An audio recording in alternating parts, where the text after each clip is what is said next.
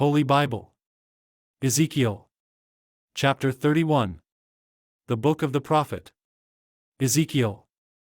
Pharaoh's glory and fall are compared to that of the Assyrians. Chapter 31. And it came to pass in the 11th year, in the 3rd month, in the 1st day of the month, that the word of the Lord came unto me, saying, Son of man, speak unto Pharaoh king of Egypt, and to his multitude, whom art thou like in thy greatness? Behold, the Assyrian was a cedar in Lebanon with fair branches, and with a shadowing shroud, and of an high stature, and his top was among the thick boughs.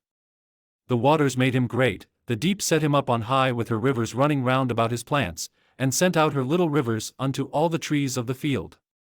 Therefore his height was exalted above all the trees of the field, and his boughs were multiplied, and his branches became long because of the multitude of waters, when he shot forth.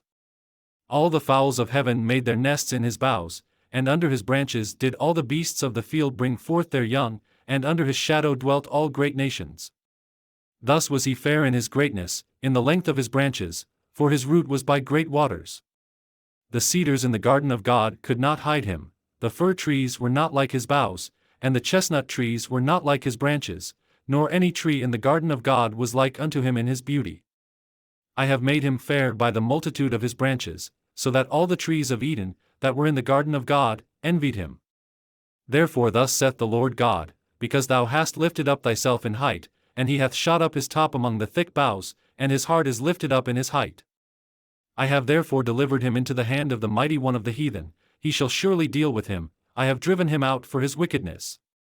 And strangers, the terrible of the nations, have cut him off, and have left him, upon the mountains and in all the valleys his branches are fallen, and his boughs are broken by all the rivers of the land, and all the people of the earth are gone down from his shadow, and have left him.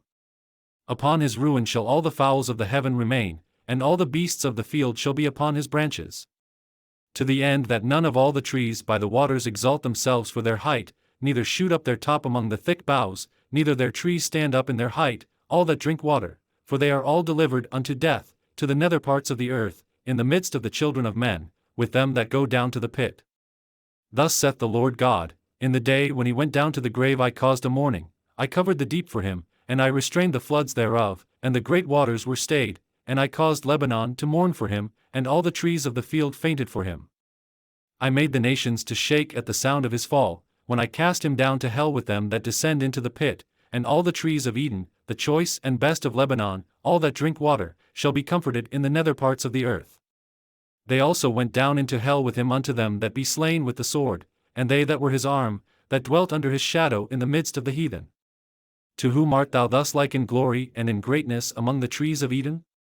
Yet shalt thou be brought down with the trees of Eden unto the nether parts of the earth, thou shalt lie in the midst of the uncircumcised with them that be slain by the sword.